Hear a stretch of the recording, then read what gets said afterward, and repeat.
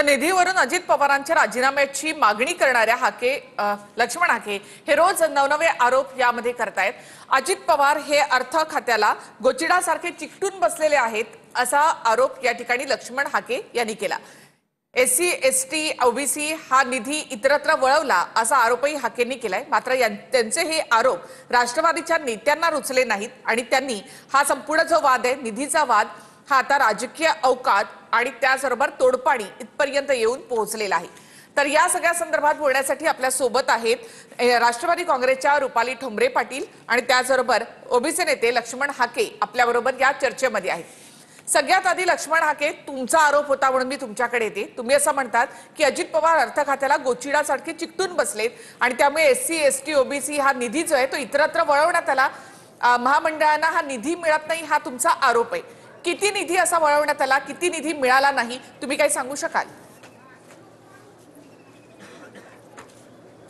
हे बघा, या काही दिवसामधली एक घटना तुम्हाला सांगतो।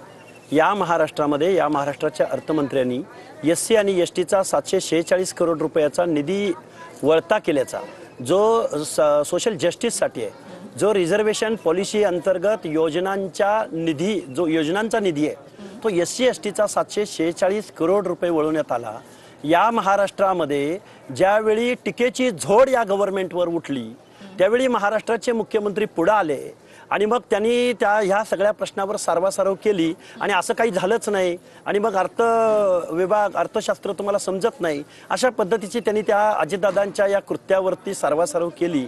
आता मी काय म्हणतोय की मी गेली कित्येक वर्ष या महाराष्ट्रामध्ये ओबीसी विजयंती एसबीसीच्या हक्क अधिकारावर आरक्षणावर त्याचबरोबर महाज्योती म्हणून एक ओबीसीच्या विद्यार्थ्यांसाठी एक महामंडळ या महाराष्ट्रामध्ये एक संस्था स्थापन करण्यात आलेली आहे।